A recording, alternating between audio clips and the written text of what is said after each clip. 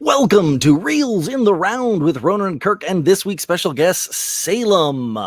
This week we ventured back way to 2003 to watch the seminal classic, The Italian Job, not the Michael Caine, the Mark Wahlberg. So, what did we think? Or you want to kick off with your joke? Sure. Hit me with your joke. Okay. So, this movie, filmed and based in LA. Yes? So, instead of The Italian Job, it's just The Job. I don't get it. Because LA is not in Italy. So, it's not The Italian Job. It should just be The LA Job or just The Job. But they're basing it on the job that they did in Italy. It's like Man. I mean, I'm not the one that came up with the joke. Yeah, but you retold the joke. Like, I don't even get it. I don't even get it. Okay, what's your better joke, Sassy? What happens when you take the cap off a dry erase marker? It becomes a dry erase marker? It's exposed. I like both answers. I like my dry erase board. It is remarkable. Yep. Remarkable. Just for those that didn't get it right away. Yeah. No, I knew you did. Anyway.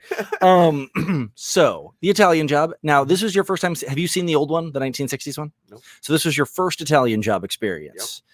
Yep. Thoughts? I like it. I mean, I feel like you already know what I'm going to say. I'm going to base it off of another show. No. It's kind of like Money Heist. Oh, okay. I haven't seen Money Heist. You should. I mean, I haven't been in the mood to read a movie recently, and I really hate dubbed movies because they just sound weird to me. So, like, I've turned it on a couple times, and I'm just like, it seems really good, and I want to watch it, but I have not ventured forth into full-fledged watching. But no, I mean, this is a traditional heist movie, whether we're talking about, Ocean's 11, 12, 13, like there's a whole bunch of heist movies. It's like a genre. Yeah, it is a genre. And this is I wouldn't say my favorite example of the genre, but it's a perfectly valid and good example of the genre. Yeah. Of course. But you liked it. Mm-hmm. So this movie, first off, it's an awesomely all-star cast, especially of the time of 2003. Like we have Donald Sutherland, Mark Wahlberg, Mos Def when he was still, acting. We have Seth Green. We have Charlize Theron. We have Jason Statham. Like, it is a good. Now, am I going to be disappointed in you with the movies that you've chosen to represent these individuals? I'm not looking yet. Am I going to be like, good God, really? Is that what's about to happen? I mean, I have a feeling knowing you, but we'll see. Okay. Why? Mark Wahlberg, I will almost give you Ted, but his number one is Daddy's Home, the movie that like 7 people have seen. The Departed, I'll give you. The Departed, good call. Yeah. There are so many movies that he's epically, like, epic Transformers. But no, Daddy's Home is what we went with. And Ted I'll almost give you. Okay. Charlize Theron, Stella, okay. Mad Max Fury Road, solid choice. Snow White and the Huntress, I'll give it to you. The Fate and the Furious, I don't think is fair because, like, she's in one or two of it. She is the headliner of a lot of movies, and she's a third string character in the 12th movie. So The Fate and the Furious is not what I would have put up there. I mean, Charlize Theron, everything from Reindeer Games, if we want to go at the same era as this, with Gary Sinise and Ben Affleck.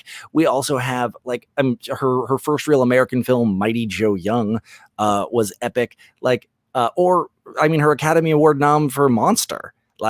Yeah, The Fate and the Furious is not fair to her amazingness. Edward Norton, you better not get this. Motherless Brooklyn, okay. Primal Fear, okay. Birdman, there's a Primal Fear, good choice. I'm sorry. Mm-hmm. No, Edward Norton should have been American History X. It's the single greatest film he's ever been in. It should be required viewing for all Americans, especially teenagers. Primal Fear, good choice. American History X would have been awesome. Edward Norton, even if you want to go to the original Incredible Hulk, not the original. That's Eric Bana, but like Yeah. in the MCU. No, I mean, he was in Birdman, but that is absolutely a Michael Keaton feature. Like, there's other really solid. I mean, Keeping the Faith was his film, his directorial debut with Jenna Elfman and Ben Stiller. Mhm. But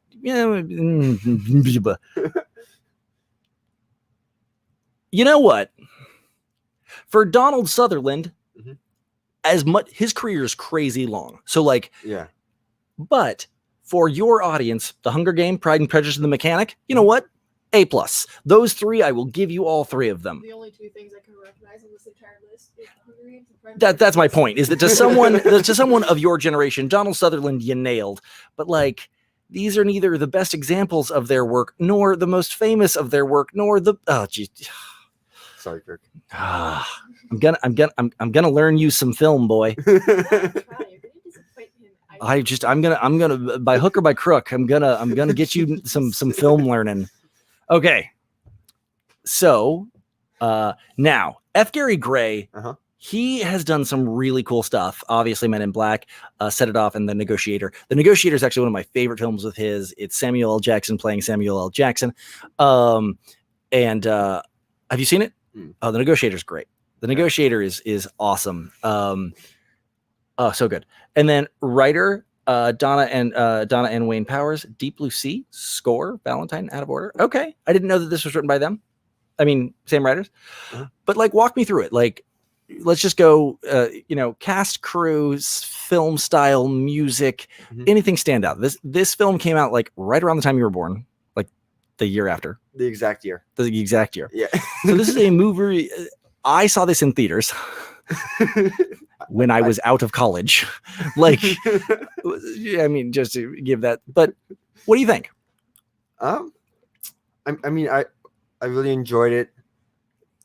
There is one question I want to ask you because, Okay. like, I don't know how I want to word this, but like when I was watching the film, I was like, this is like an excellent question. Like, I can go both ways.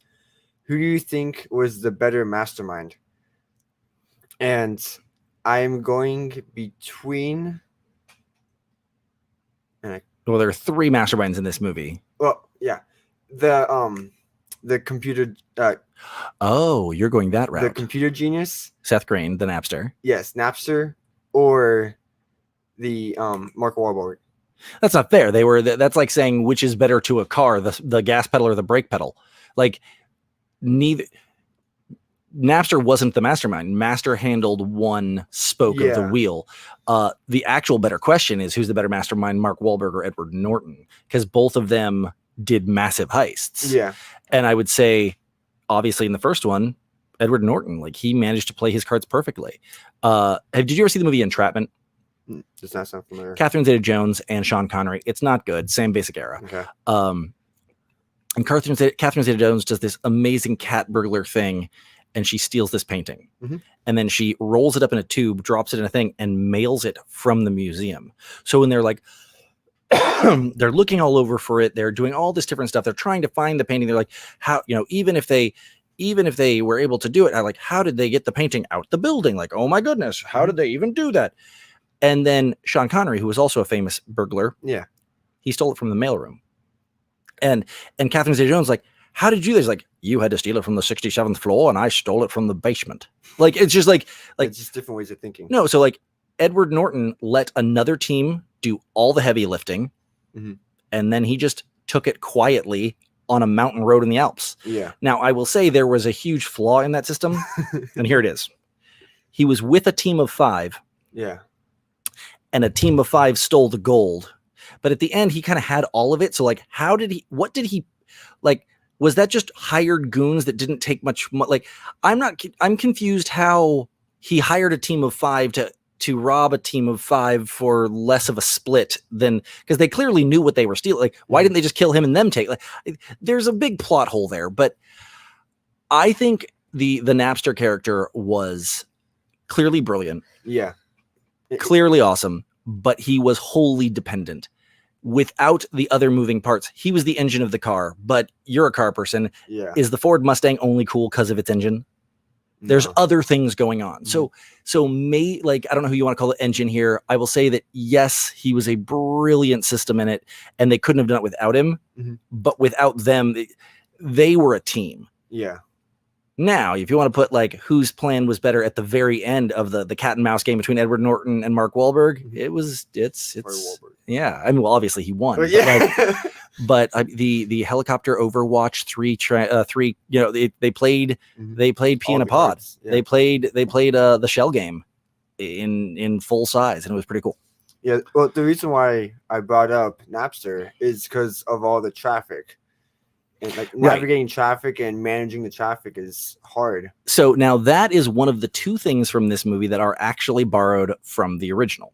So I see. the Italian Job, the Michael Caine in the 1960s, there were two things that was kind of promoting. One, it was in Italy. Yeah. It was an Italian Job. Yep. One is it was promoting the new Mini Cooper, or the new Mini, which Yeah. was very, very, you know, Was it a sequel or a prequel? neither. It was a remake. Oh. It was a remake-ish. It was That's what I was meant, like, was it a sequel or a remake? yeah. It was a remake-ish. They stole just the title, really, and Jeez. and it you said and two like scenes. two things. Yeah. One, the Mini Coopers. The end scene Mhm. of the original is also a cat and mouse game with 3 Mini Coopers. I see. And the new computerized road systems, the concept of a computer running traffic lights Mhm. was a very, very new thing. And they didn't do it with a computer, but like hacking the grid system to control the traffic was in the original. So those were borrowed. Not borrowed. Those are relics from the original. Yeah. I still think it's a pretty ingenious system. These days, it'd be interesting to see if it would actually work. Like I mean, or even if in 2003 it would have worked like that. But it's good. It's good. It's fun. Yeah, because there's probably other things in this film that probably wouldn't have worked. Oh, lots of things. Yeah. Yeah. And- Yeah. Like, I mean, blowing a hole in an LA City street, Well, for example, Yeah. probably. and no one noticing. No, I mean, Well, people noticed. They well, yeah, honked. They that freaked is out. true, But but- like, no, I mean, there were a couple of fun, intuitive leaps in this film. But again, like how Edward Norton used a team of 5 to rob a team of 5 and somehow got away with 100% of the take. It's a bit confusing, really. Whatever pays the bills, right? How after 3 years of living in an LA mansion, and having an Aston Martin and having the first editions and the speakers and all those Oh, yeah. things, if you do the math, That's okay, there was 35 million to begin with, and there was 27 million left. Now you can say, well, the cost of gold went up a little bit. Okay, sure, whatever. I still don't know how. I know what LA mansions cost. Yeah. How did he only spend $8 million? Like, no, an LA mansion costs 35 million, Mhm. even then. Yeah. So I will say that there's a lot of this movie that the math doesn't work. But, you know, if you're watching a movie like this and doing math, you're doing something wrong. Nerd. I mean, Yeah. maybe he was renting. Maybe he was Yeah, renting. sure. He was being sensible. That's you watch this movie and it's like, yeah, I mean, like, so those security services, they cost a lot. Those Yeah. like everything he had. It's like that movie that you've never heard called Blank Check. Ever heard of it? Mm-mm. It's a Disney movie from the early 90s. Oh, And geez. it's about a kid who accidentally robs the mob for $1 million. Okay. And when you do the math on this movie, like he spends $1 million in the first 4 minutes. Oh, jeez. Just like not really. Like I Yeah, mean, like yeah. he buys a house and rents it and gets a chauffeur and gets a soda fountain and gets a ice cream thing and buys bumper cars and buys all this different. And you're like, no. I mean, $1 million is a lot of money to a Disney audience, but Yeah. that house was 800,000, I mean, it could have been coupons, you know. I guess. But I mean, like build a water slide. Like he did all this crazy Yeah. stuff, and I'm like, nope, math doesn't work. But again, if you're watching a movie like this and doing math, Mhm. so it's really fun. Do you know who Robert Rodriguez is? Sounds familiar. Yeah. Okay, wow. So there's this very famous filmmaker called Robert Rodriguez, Okay. and he wrote a book called Rebel Without a Crew, and he did El Mariachi, Desperado, Once Upon a Time in Mexico, Machete, Spy Kids 1 through 75 or Yeah. whatever. 1 through 4. Sure, that makes sense. Yeah. There's like a 3D. Yeah, I think that's number 3, 1, 2, 3D, No, and there's like 1, 2, 3, and then there's the 4, and then there's number 4 in 3D, and then there's now a cartoon show. right. So that's all Robert Rodriguez. And when he was at the beginning of his career, he shot the wide, and there were like posters that he didn't really like. And when he went to the close-ups, he didn't like them. He said, hey, let's move those. And so he had some people on his set. He was like, you can't, like, they're in the wide shot. If they're gone in the close-up, the continuity will be off. Yeah. And he straight up said, he's very famous for this kind of mentality. He was like, look, if someone is watching my movie and is really concerned with the continuity, I'm doing something much bigger wrong. And he's right. Like, if you're sitting and watching this movie going like, wait, the math doesn't work. You're like, yeah, maybe you should just enjoy watching Mark Wahlberg steal things. There's an idea. This is a really fun, cinema style changed very, very shortly after this. Specifically, the Bourne movies started coming out very quickly after, and we kind of adapted this very shaky cam, very real life, heavy breathing kind of kinetic GoPro kinetic feel. This is the very last era, and this is the end of the previous era where everything, even action sequences, were really clean. And nowadays you watch an action sequence and there's going to be one shaky camera. There's going to be dust hitting the lens. There's going to be things like, in this movie, you are a voyeur. You are just watching it and it's presented to you, but you are not in the action. Even in the things where you're like swooping through traffic and the helicopter blade scratches the car and stuff, it's all very clean from a cinematographical, that's not a word, from a cinematic perspective. It's all very clean. Yeah, I can see that. As movies very shortly after this, the Bourne series and things started picking up, we started getting much more handheld and in the action. I love this era. We watched last week not the Fast and the Furious, Gone in 60 Seconds, and this movie, because action movies were still about it was still precision making of films. Now, again, I like the cinema verite. I like the shakiness. I like all of that, but that's the next chapter. And I love the 98 through 2003 kind of era of action films, because they were still action films of the entirety before it. And after that, it got us into the GoPro, because we started using video. So it got way cheaper to do. We started using more digital, which allowed you to get way dirtier. And so this is truly one of the last, I mean, not the last, but it's at the very, very tail end of the last era. And movies haven't been the same since the early 2000s, because digital took over, digital editing took over, this very GoPro style, DSLR style, up in the action shaky around style kind of took over. And it's for that reason, like, I love not just this movie. This movie's just fun. Don't get me wrong. It's not a good movie. It's just fun. I really love this movie, but more, I love this era of movie, not just from the nostalgia of I was 20. I was 19.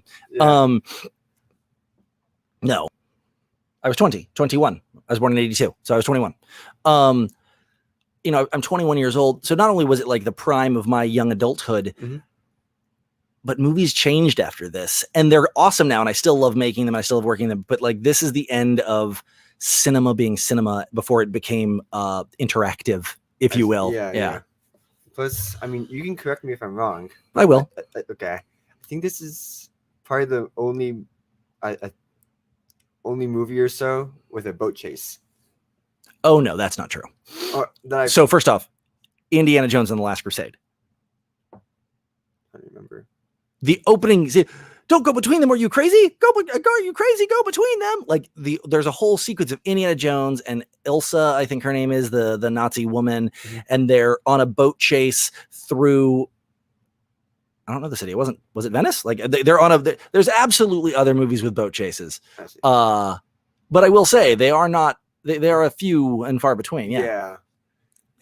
Viewers at home, if you can think of any other boat chases.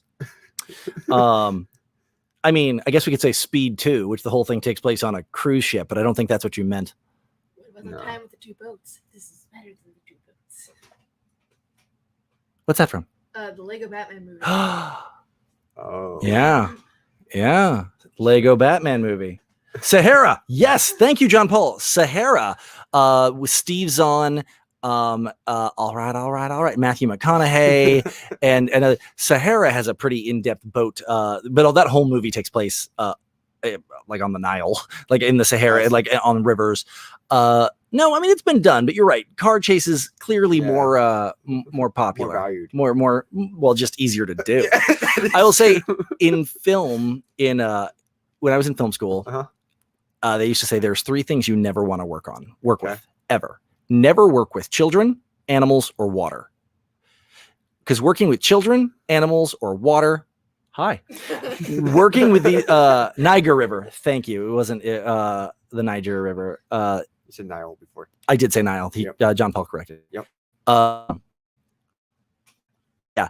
Working with children, they're no matter how talented, everything, even if they're awesomely talented, Haley Joel Osment style from The Sixth Sense, legally working with them is an absolute pain. And if they aren't talented, then you're dealing with this like emotional little 12-year-old piece of and the legal, like working with children's a pain. Working with animals before we started doing like Garfield Tale of Two Kitties and like I will tell you that I will say that the era of my youth, again with Homeward Bound, where they just used animals with voiceover, I love that era still. And I watched like that new Harrison Ford Call of the Wild, and they ruined it. He has a freaking animated, like it looks like a sock puppet to me. It looks terrible. And computers are not the answer, filmmakers. Just be better. You worked with water before. And animals. I've worked with all 3. I've worked with children. I went through High School Musical and multiple times on other movies. I've worked with children. I've worked with water, both in like water guns and on boats. I've done things with. I did a movie where, get this was such a stupid idea. We were shooting with underage actors on rivers, jumping off into the river without safeties. It was such a bad idea. I broke that director's ankle. That's 2 of them. Children and water. What was the third? Animals. Animals. Oh no, I've worked with animals a lot. I mean, like, no, I've worked on movies that had dogs. I've worked on movies that had snakes. I've worked on movies that have had like lots of different. You worked on a thing that had Leander. Which that's pretty much an animal. No, yeah, I broke that director's ankle. What do you mean? So we'd already had a couple of close calls of like a woman fell into the river, like a raging part of it. We had to pull her out. And when I say woman, she was 15. So this girl, and finally, this movie was semi-autobiographical, and we were shooting in the middle of nowhere in the Midwest. We drove 3 hours out into the middle of nowhere, and it was autobiographical down to the locations. Like, this is where it was literally. And he's like, yeah, we used to come out into this backyard, out to this river, and we built this big 40-foot tower, and we used to jump out of it into the river. Oh, jeez. And they had recreated it. I'm looking at it, and I'm sitting there talking to the homeowner where we have permission to be shooting, and we're sitting there, and I'm talking to the homeowner, and he's like, yeah, I didn't think it was a good idea, but you guys signed a liability waiver and everything. So I was like, what didn't you think was a good idea? I thought, I heard you guys, they used to do this all the time. He's like, oh yeah, but the river used to be 2-3 feet higher. It used to come all the way up to here. He's like, they've closed the lockdown up and they've shut this down. This river is probably 3 feet shallower than it was 15 years ago when he was out here. And I'm like, I'm sorry, what? He's like, yeah. And I was like, 3 feet shallower? And he's like, yeah. So I was the first AD on this film, which is to say I was in charge of all the crews and everything. But the first AD is also kind of the, in charge of everyone's safety, not officially, but like making sure that everything's being done correctly and safely. And I walked over to Brandon, if that is his real name, Oh, jeez. which it's not, for the record. I walked over and I was like, hey, we're not doing this. You are not having juvenile actors jump off a thing that you built with your you looked at it and it was meant to look rickety on purpose, but it wasn't like built sturdy but looked rickety. No, it had just been thrown together and you could tell. He's like, and having 14 to 17-year-old actors jump off into a river that I just found out is only 6.5 feet deep. Like, no, you're not doing it. And he's like, look, yes, we are. I was like, no, you're not. I'm not going to allow it. And he's like, well, then we can remove you and bring in someone else. I was like, great. And I will still be sitting here as a private citizen, keeping you from doing this. We are not having children. I'm 24, 25 at this point. I was like, we are not having children jump off that. And I had a couple of the kids were like, yeah, I don't want to do it. And a couple of the kids were like, come on, Kirk, don't be such a sissy. And I'm like, and I'm like, no, like, I'm sorry. Absolutely not. We're not even having this conversation. Not going to happen. And Brand is like, Kirk, okay, we might have to have you removed. And I was like, cool. And then I will sit here as a private citizen. I will call every one of these kids' parents and say what's going on. Like, this is not okay. He's like, Kirk, I'll show you. It's safe. I was like, you know what, Brandon? That's a good idea. If you jump, go to the very top, you jump off. Uh-huh. When When you come out and tell me it's A-okay, we can have this conversation. I'm not saying I'll agree, but we can talk. He's like, done. Oh no. Pulls his shirt off, kicks his Birkenstocks off, hippie, and climbs up to the top and jumps off. Uh-huh. Comes out screaming he'd broken his ankle.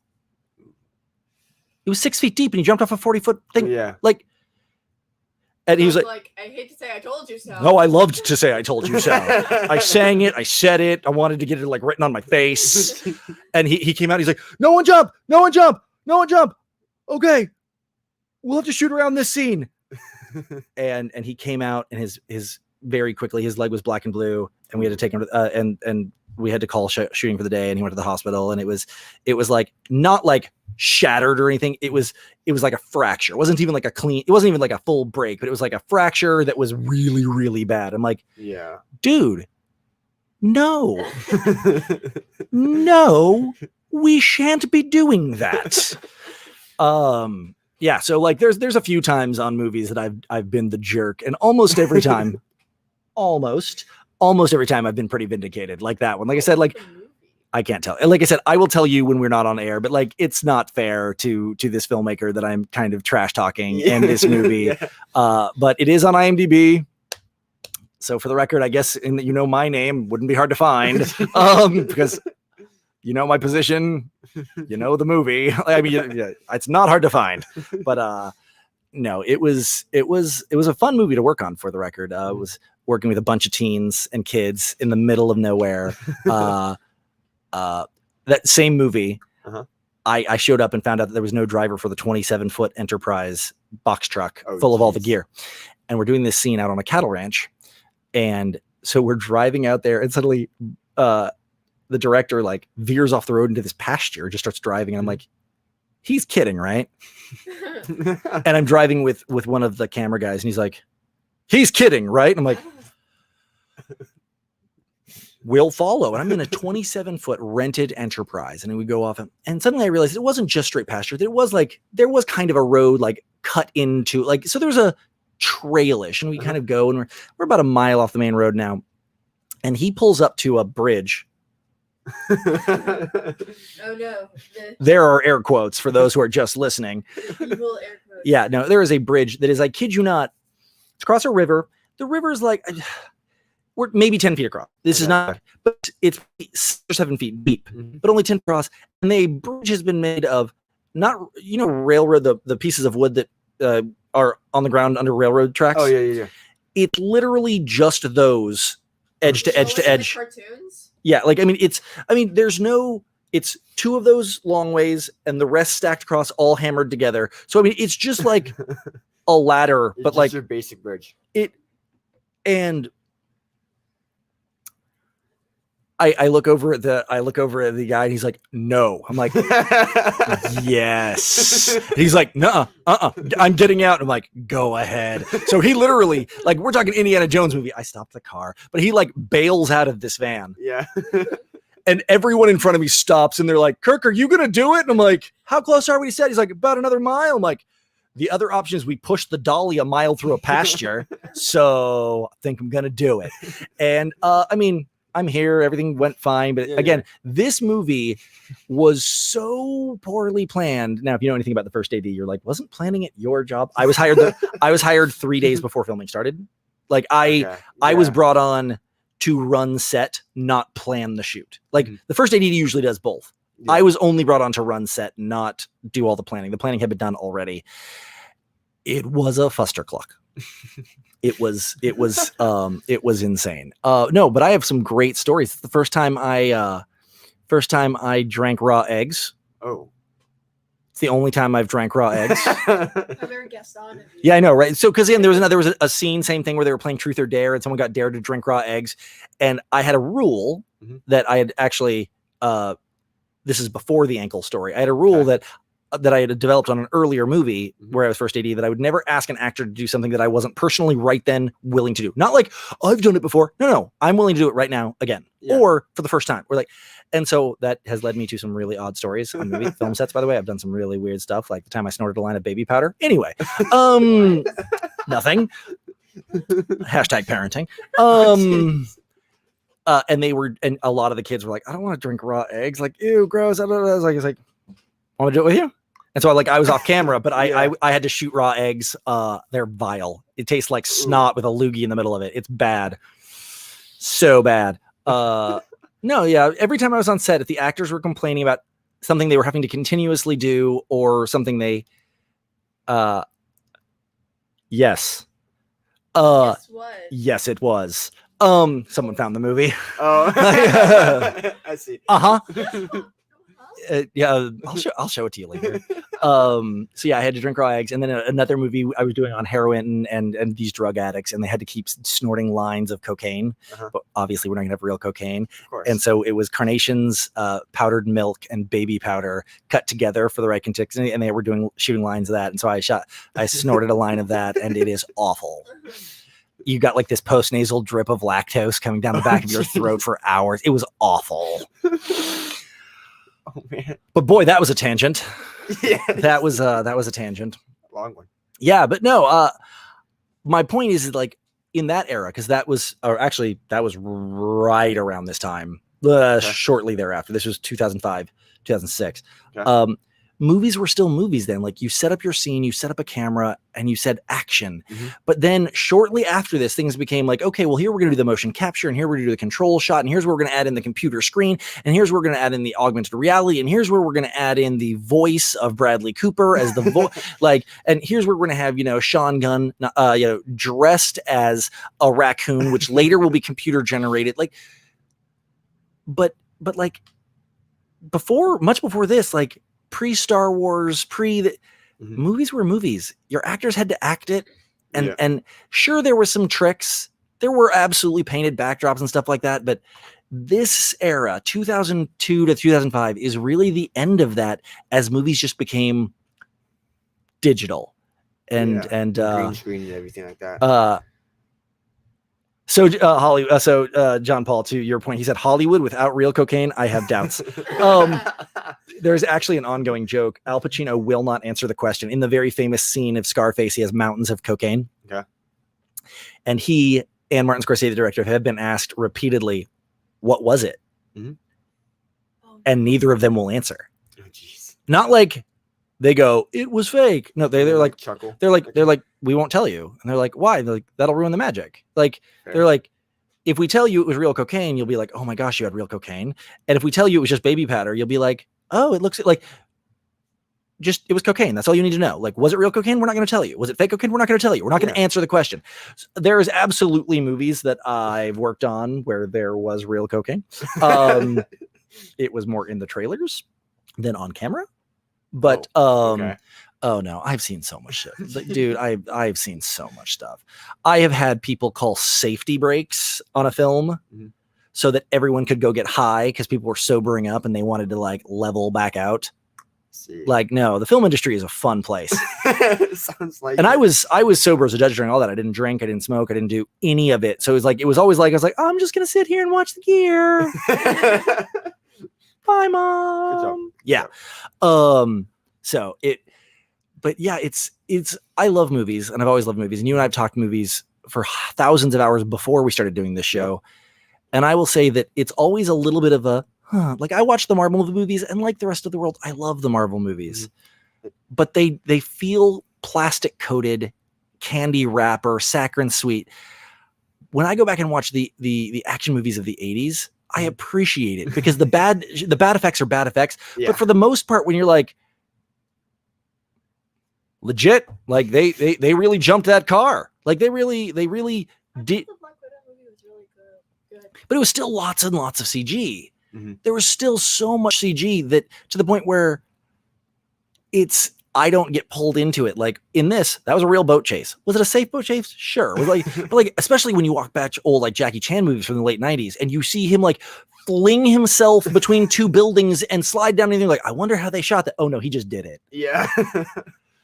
But no, like you really like hope and wish that like movies nowadays, like that's actually how they film it, like on location, like all those 17 buildings and everything. But like, no, not how it's not. And like I said, I love stories and I love storytelling. I love every tool of storytelling trade. And I love the movies nowadays. But I go back to this era, this specifically. Yeah. It's the latest of technology before they threw out everything they'd learned and started fresh with digital. And you didn't have kids yet. And I didn't have kids yet. She was born just a few years later. So I mean, this was the heyday. I was just getting out of film school. I was working on movies constantly, and movies were still pure. And I mean, I'm obviously being pretentious here, but like a movie still required you to figure out how you were going to do it. And nowadays it's like, well, you know, we'll mat it out, we'll green and we'll have it built in post. Mm-hmm. Back then you didn't get to build it in post. Like I worked with Tom Savini. Tom Savini was a makeup artist on like the original Day of the Dead and Dawn of the Dead and Jason and stuff like that. And I was on an interview with him. I was behind the camera, but he was asked like, man, there's that scene in Dawn of the Dead where like the zombie's head explodes. Like, how did you guys do that? And he's like, with a 12 gauge shotgun. And they're like, what? He's like, we called filming for the day. We sent all of the actors home. We set up the shot. We set up the prop. We set up everything. We filled up a dummy full of guacamole and garbage. Yeah. And I stood off camera with a 12 gauge shotgun and we shot it in the head. You can't do that nowadays. And again, that was the 70s. So this is pre me even, but like, what did John say? Give me Last Action Hero for an American action movie any day. Exactly. That movie sucks, but exactly. Nowadays, as clean as they are, I can still see the effects. And when I go back and watch Arnold Schwarzenegger's Commando, as lame as it is, you know what? When that car exploded, I know exactly two things. One, that it wasn't, that cars don't really do that. Yeah. But two, they actually blew up a car. I want to blow up a car. Like they actually blew up a car. It was a junky car and it might not, but they actually blew it. It wasn't digital. They blew up a car. And I like that. I mean, I doubt in the Italian Job, they just blew up part of LA Street, but that's actually a really good point though. I can actually, we can watch that scene and I can show you exactly how they did it. I can tell you and show you exactly how they did it and made you think it was real and how the thing you think you saw, there's way more in George Méliès magic. There is more to early filmmaking. Early filmmakers, have more in common with magicians than they do with modern computer graphics artists. Because I will say the thing you think you saw in that movie, you didn't. Your brain filled it in. Because I know how they shot that scene. I've studied how they've shot that scene. It's amazing. And you did not see what you think you saw. You never saw a hole in the street ever at any point. Really? Nope. Never happened. There is never a scene. It's not computer graphics. The hole wasn't there. Was it a green screen? No, that would be computer graphics. The hole wasn't there. How? You see the hole from the inside, and that's a set. You see the boom, boom, boom, boom, and you see it fall. You then see a chunk of street hit the ground, but that's just a fake chunk of street in a studio. You then see and the thing fall down, and it cuts to it right as it falls down. So all they really dropped a mat on the ground, and they put gravel and asphalt around it to see that. But the thing you think you saw wasn't actually there. What actually happened then? What I just described. It was 4 quick shots. They had an underground cave set that they probably built on a soundstage somewhere, where they had a ceiling where they put real things that it could fall in. It was probably made of styrofoam. They had another, and so one scene where you see the boom, boom, boom, boom, boom, and it starts to fall. That's one shot. Then you have another one where you bring the camera up and you look down, and now you have, again, probably made of styrofoam or other things. You drop a fake chunk of street with the car on it, but it's on cables that you're dropping really fast. So it's a controlled descent. It's a controlled descent. Then you have all of the smoke and the flame. Then it cuts to the guy, them looking up, and that might be a matte shot, but them looking up, and then he puts the thing, and from Edward Norton's perspective, he can't see the hole. He can't see the hole. You see him pull, you see the thing fall, and it's falling at you. So you can't see the hole. And it cuts back to Edward Norton as he comes, and you see the last second of it hit the ground. Yeah. You never, you think you do because you see the hole from the other side, but the hole that, oh my gosh, how'd they do that? They didn't. And you didn't see it. It didn't happen. It was misdirection and you thought it was there. And back in my day, we had to figure out how to shoot that stuff. And nowadays they'd be like, you know what? We're just going to like have the, Satan's claws reach up and grab it and pull it down. We're going to shoot it on our iPhone. It'll work. And as much as that's cool, it's also really lame. Mm-hmm. You don't get to, back on that movie that I described, the one, as the first AD, there was several times that we had to meet. We're like, here's the shot. Here's the scene. Like, how do we do it? How are we going to do it? And we had to sit down and come up with some of the most dangerous and insane things that I've ever had the privilege of working on. But they worked, and it was creative problem solving. And the sets I'm on now are, hey, let's make sure we get a clean plate for the editors. Let's lock it off and make sure no one touches the camera. Let's get it. Let's get the MoCo set up. It's automated the creativity. And I'm not saying it's easy. It's an art form to those guys. I get it. But it's not the same kind of creative problem solving that this era just was so great at. Anyway, want to move to the next line? Sure. But before we do that, sure. You had your favorite way of telling stories. Yeah. Now it's my turn. Oh, hit me. So this movie, although not based on a true story, although it would be pretty fun if it was, there was actually a real life event that occurred, I do believe, after this movie was made. Okay. It was in Italy, and this group stole like $30 million worth of gold. Okay. They used like excavators and things to crash into the building to be able to get the gold. Okay. And then they used heavy machinery to block off each roads to block off the town. When? I don't know exactly when. But and you said it was in Italy or was not Italy? It was in Italy, yes. Interesting. Good for them. I think it was like Turrigan or something like that. And here's my thing. Like, crime, don't do crime. Don't do crime. Why not? Hashtag parenting. But I'm just saying, if you're gonna be a criminal, do it correctly. No. Or be smart about it. No. Commit chaos. No. Good God. No. Okay. Be creative. Like, I'm gonna walk in and just say, "Give me all your money" with a gun. Like, come on, man. I can hire someone off Craigslist to stick this place up. No. No. Panache. If you want to be a thief, do it with some style. Blow the floors out of buildings. Do boat chases. Like, yeah. Have some style.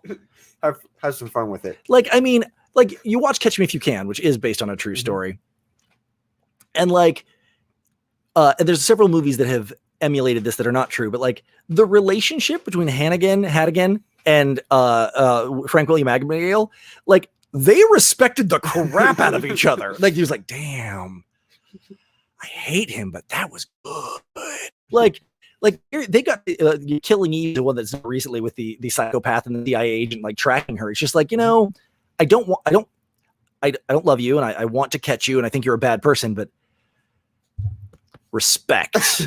And I'm just saying, like, don't do crime, but like, shutting down a city's streets with excavators, like, you know what? Like, I hope you go to prison, but like, dang, man, I'll give you my pudding cup when we are there. I mean, I'm not sure why the police just didn't go like off road and around the heavy machinery. Especially in Italy, when cops are on motorcycles, but whatever. Yeah. Cops are on motorcycles in Italy? Yeah, much of Europe, because the getting around is easier. Yeah. Or in boats too. Or in boats. Yeah. Or in Central Park on horseback. Anyway, let's move on. Budget was $60 million, which is, for the record, like, even for the time, really, really modest. It generated $176 million. Almost double. Yeah. Special Achievement Award for F. Gary Gray, who's amazing. Best Director, F. Gary Gray. Gotcha. 7 out of 10, 73%. Very rarely do we get three numbers that close. That is true. That is very true. And I will say that I think they are a little low, but correct. I would give it like, so 73 is like a low C. Mm-hmm. I'd give this movie like a C+. I'd give it like a 78. But like, Have you ever seen an A+ movie? John Paul came in and said the real life Italian Job took place in a small village in Tuscany. Yep, So- Tuscany. What'd you say? What's- Have you ever seen an A+ movie? Oh gosh, I've seen many A+ movies. Many. Like, Oh, we talk about them on the show all the time. We want to talk about this one, but like Brick is my favorite movie and it's perfect. I've never seen it. Oh, I know. You haven't seen any of the movies I think are perfect because not for you, you're too young. If you name that movie, you win a cat. What? You can't have any, you're too young. No? You haven't seen it. Came out Yeah. before you were born. By a decade. I was gonna say like most movies, I bet. It's true. I True. feel like I heard of that. You've seen it. I have. Because there's only like 2 decades worth of movies, or less than 2 decades worth Yeah. of movies that have come out after I was born. So, Yeah. like, Yeah. depending on the month, this one may have came out before I was born. Yeah. That's That's something we could probably find out. But anyway, this is the last slide, yes? It is the last slide. No, I mean, so kind of in summation, we were all over the place today, but like, Mhm. this is my absolutely, and probably will be for the rest of my life. I'm not saying that I don't love movies after this era, but this era, 95 to 2005, again, not just because that was my high school and college years, but because like that was the last era of the filmmaking I grew up loving. Mhm. And by 2005, 2007, 2008, I mean, I was in LA till 2009 and I watched the transit. I literally lived the transition from like, I have shot you've met Jeff, obviously my business partner. Jeff and I went to film school at the exact same time. I have shot many films. I have worked on many films. I've worked with 35, 16, and 8mm stocks. I have had to go into the print houses and dealt with how we were going to color process and what film stocks we were going to buy. Yep. Jeff has never shot a film. We went in at the exact same time, came out at the same time, but just we were literally at the cusp. I held on to films because they were still being made, and now movies don't get shot on film anymore. It's not cost effective. There's just no reason to. I mean, heck, there's some being shot on like iPhones now. There really are. There are Yep. cinematic. Like, yeah. Like, Very good, John Paul. what is Very good. He guessed the movie. It's 1994, Three Musketeers. Oh. Oliver Platt. They're in the back of the carriage, and so it's Porthos and Aramis. No, Aramis is it's Athos and Porthos, and Aramis is driving. Kiefer Sutherland's driving, and Charlie Sheen and they're in the back, and they're in the Cardinal's carriage, and he has this wine, and he's like, the carriage was fabulous, the wine was fantastic. Remind me to send the Cardinal a note. And he pops off the cork and he pours some, and D'Artagnan looks over and goes, "You can't have any. You're too young." Oliver Platt's awesome, man. Well, it sounds like I you remember owe someone a making cat you now. watch that. I do. You can have Salem's cat. Anyway, No. I told him he could win a cat. Yeah. Give him his own damn cat. I'm about to. Anyway, like, It just so happens you're the previous owner. yeah, no, seriously, it's a slightly used, so it's a certified pre-owned cat. It's certified a cat. Yeah. Yeah, like, but then, like I said, and it's not, and it really might just be nostalgia, Mhm. but like I from the time that I was a little kid wanted to work in movies, and I'd read every movie magic book, I'd read every movie, I'd watched every movie and every behind the scenes featurette, and I knew about movies and how to make movies. I went to film school, I moved to LA, and I was going to make movies. And by about 2005, 2008, movies were still being made, but the entire method of it had changed. And again, I'm not like holding on to the past. I'm not one of the people saying it used to be so much better. No, I think movies today are amazing and they're incredible and I love them still. But when I watch this era, I can still tell that it's the tricks that I know how to do and the tricks that I spent 20 years learning how to do. Mhm. And they just don't work. It's not they don't work anymore. They just don't do them anymore. Yeah. We don't work with animals anymore because it's too difficult. Now we have Harrison Ford talking to a Muppet that we CG in later. And I think that's sad. I think movies are poorer for it. But this era, like I said, I still give this movie a 75, 76, Mhm. but it comes from my absolute favorite era of film because movies were still movies. They Yeah. weren't cartoons with faces Or on faked. or fake. Yeah. Cartoons are good though. So John says he already has one fat cat and that's too many. So Sabrina is safe. So my daughter's name is Salem and she named her cat Sabrina, which is just proof that my daughter is cooler than you. Whoever happens to be watching this. I named my daughter Salem and she named her cat Sabrina, and that's funny and you don't even get it. I feel like I should. Oh my gosh, you absolutely. The fact that you don't get it is just sad. She's younger than you. I have a hunch, but In the comic book, Sabrina the Teenage Witch and the Chilling Tales of Sabrina and the cat Sabrina, her cat's name is Salem. So my daughter's name is Salem and her cat's name is Sabrina. okay. I mean, in my defense, I've never heard of that comic book, so.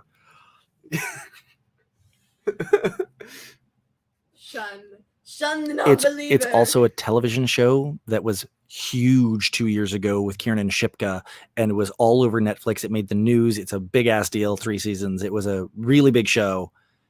It was also there are just no words, man. Shun the non-believer. Shun. It's a Leopleurodon, Charlie. Magical Leopleurodon. Anyway, I feel left out. that one I'm not going to explain to you because the viewing audience is laughing right now, and the fact that you don't get the joke that just happened here, high five. Anyway, today was a long show, but I liked it. It was fun. Yeah. We got it. We got some good ranting in. Mhm. Going out of tangents. What are we watching next week, Ronan? I mean, you suggested an idea. Let me Should pull it up we real quick. Follow up with that idea. Let me- follow through with that idea, or Instead of doing the just the piggyback ride. yeah. So what I suggested, Ronan, because there's just because it's so sad, his film. I had said we should just start pulling movies that are only on the AFI top 100. We don't have to watch them in order. We don't have to watch all of them because that's 100 weeks. I mean, it would be kind of fun to watch them in but- order to see the progression. But they're not in, or like if we wanted to do that, we'd have to watch the best picture of the year, which I'm fine with doing. If you want to start with like 1929 and watch the best picture each year, that's a cool idea, and I'm here for it. Idea. But no, here's what we're gonna do. So, I have the AFI Film Institute. Have you seen the top 100 list? I'm going through. I'm gonna see which ones I think. Question: how regularly do they update it? It was the 100 Or years. is it like a It was the set in stone? AFI's top 100 years of the. It was the 100-year anniversary of the invention of the film camera. It was the top 100 movies of the first 100 years. Okay, So they haven't updated it in 10 years. I see. But let me see if there's a movie. No, I'm not gonna let you. I'm not. Nope. I'm curious what that nope was for. Mm-mm. Ooh, that's a good one. Ooh, that's a good one. That's okay.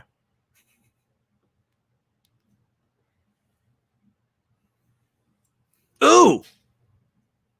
It's like cue the suspense music. Huh. Okay, one choice to give you. Okay.